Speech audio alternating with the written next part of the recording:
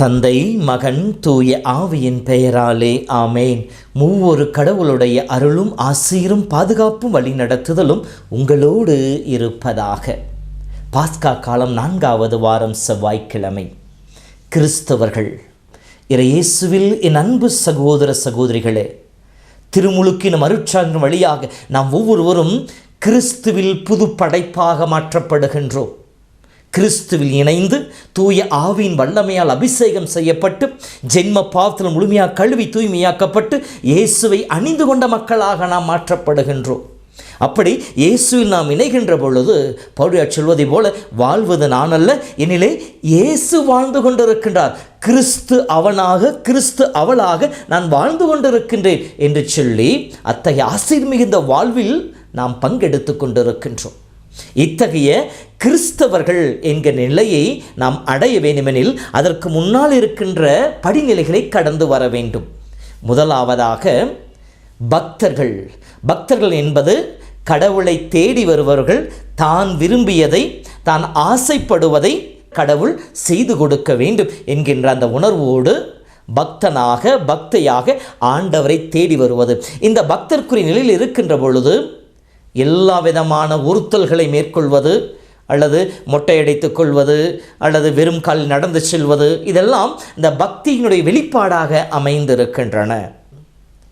பக்தருக்கு அடுத்த நிலை விசுவாசிகள் என்பது பொழுது கடவுள் மீது விசுவாசம் கொண்டு நான் ஆண்டவரை தேடி செல்வேன், நான் தேடி வந்திருக்கின்ற கடவுள் என் உள்ளத்தின் வாழ்வின் விருப்பங்களை அவருடைய கிருபையால் நிறைவேற்றி கொடுப்பார் என்கின்ற அந்த ஒரு நம்பிக்கையால் உந்தி தள்ளப்பட்டவர்கள்.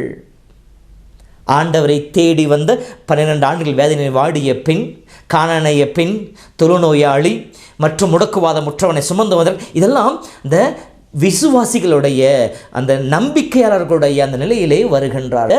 3வது நிலைக்கு வருகின்ற பொழுது சீடர்கள். இயேசு வாழ்ந்த பொழுது எத்தனை பேரை சூழ்ந்து இருந்தார்கள், ஆனால் அத்தனை பேரும் சீடர்களாக இல்லை. அவர்களெல்லாம் விசுவாசிகள், அவர் செய்வதை பார்ப்பதற்கும் அதிசயங்களை காண்பதற்கும் அவரை தேடி வந்தவர்கள். இயேசு அவர்களிலே 12 பேரை தேர்ந்தெடுக்கின்றார் திருத்தூதர்களாக, சீடர்களாக. இப்படி சீடர்கள் என்பவர்கள் தன் சுயத்தை விட்டு தன் குருவிடம் அனைத்தையும் கற்றுக்கொண்டு அவருக்காக வாழ முற்படுகின்றவர்கள், அவரோடு இணைந்து வாழ முற்படுகின்றவர்கள். எனவே திருத்தூதர்கள் தனக்குள்ள அனைத்தையும் விட்டுவிட்டு இயேசுவை பின்தொடர்ந்தார்கள், அவருடைய அடிச்சோடுகளை பின்பற்றினார்கள் என்று சொல்லப்படுகிறது. இந்த சீடர்கள் தான் இயேசு தன் சீடர்களை அனுப்புகின்ற பொழுது 20 தான் போகவிருந்த இடங்களுக்கு தனக்கு முன்பாக 20 அனுப்பினார் என்று சொல்லப்படுகிறது. இயேசுவினுடைய மதிப்பீடுகளையும் அவருடைய கொள்கைகளையும் தன்னிலை தாங்கிக் கொண்டு ஆண்டவருக்காக அந்த தன் குருவுக்காக பணி செய்பவர்களாக இருப்பவர்கள். தொடக்க கால திருச்சபையிலே இயேசுவை ஏற்றுக்கொண்ட ஒவ்வொருவரும் சீடர்களாகத்தான் இருந்தார்கள். அவர்கள் சீடர்கள் என்றுதான் அழைத்தார்கள். இயேசுவினுடைய மதிப்பீடுகள் வாழ்ந்தவர்களெல்லாம் சீடர்கள் அழைத்தார்கள். இப்படி சீடர்களாக வாழ்ந்தவர்கள் கிறிஸ்தவர்கள் என்று சொல்லி உயர்ந்த நிலைக்கு அழைக்கப்பட்ட காரணம், இவர்கள் கிறிஸ்துவை பிரதிபலிப்பவர்களாக இருக்கின்றார்கள்.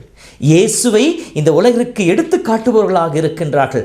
அன்பினால், மன்னிப்பினால், பகிர்வினால், ஏற்றுக்கொள்வதினால், துன்பங்களை தாங்குகின்ற மனப்பக்குவத்தினால், துன்பத்திலும் இன்புற்று இறைவனை துதிக்கின்ற அந்த உன்னதமான குணத்தினால் இவர்கள் இயேசுவை பிரதிபலிப்பவர்களாக இருக்கின்றார்கள் என்று சொல்லி அந்தியோக்கியாவில் வாழ்ந்த சீடர்களை பார்த்து மற்ற மக்கள் சொல்லியது, இதோ கிறிஸ்தவர்கள் என்று சொல்லி. அவருடைய வாழ்க்கை முறை கிறிஸ்துவை பிரதிபலித்தது. இயேசு கிறிஸ்துவை இந்த உலகிற்கு எடுத்து காட்டியது. அன்பு சகோதரமே, திருமுழுக்கின் வழியாக நாமும் கிறிஸ்துவின் அங்கமாக, கிறிஸ்துவின் மறையுடலில் அங்கமாக மாறியிருக்கின்றோம். அப்படி என்றால் நம்முடைய சொல்லும் செயலும் இயேசுவை பிரதிபலிக்க வேண்டும். ஆம் அன்பு சகோதரமே, நம்முடைய இன்றைய சூழ்நிலையிலே நாமும் இந்த உலகிற்கு பிரதிபலிப்பு காட்ட வேண்டியது இயேசு கிறிஸ்துவை. நாம் போட்டிருக்கின்ற உடையாலோ அல்லது நாம் பேசுகின்ற பேச்சினாலோ என் கையில் வைத்திருக்கின்ற விவிலியத்தாலோ அல்ல, மாறாக என்னுடைய வாழ்க்கையால், என்னுடைய வாழ்க்கையினுடைய செயல்பாடுகளால் நான் இயேசுவை இந்த உலகிற்கு எடுத்து காட்ட வேண்டும். நாம் இயேசுவை மகிமைப்படுத்துவர்களாக இருக்க வேண்டும். அப்படி மகிமைப்படுத்த இருக்க வேண்டுமெனில் பிலிப்பியர் 2:5 படிப்பது போல கிறிஸ்து இயேசுவில் இருந்த மனநிலையே உங்களிலே இருக்கட்டும். உங்களை சார்ந்தவை பற்றியல்ல, பிறரை சார்ந்தவை பற்றி எண்ணுங்கள். பிறரை உங்களோட உயர்வாக எண்ணுங்கள். தூய ஆவியால் வழி நடத்தப்படுங்கள் என்று சொல்லுவாரே, இந்த குணாதிசயங்கள் நம்மிலே இருக்க வேண்டும். அப்படி நாம் இருக்கின்ற பொழுது இயேசுவின் நற்செய்தி அறிவிப்பவர்களாக மாறும். ஆண்டவருடைய கைவன்மை நம்மோடு இருக்கும். மக்களும் இயேசுவை ஏற்றுக்கொண்டு இயேசுவில் நம்பிக்கை வைப்பார்கள். எல்லாம் வல்ல இறைவன் தந்தை, மகன், தூய ஆவியின் பெயராலே ஆமேன்.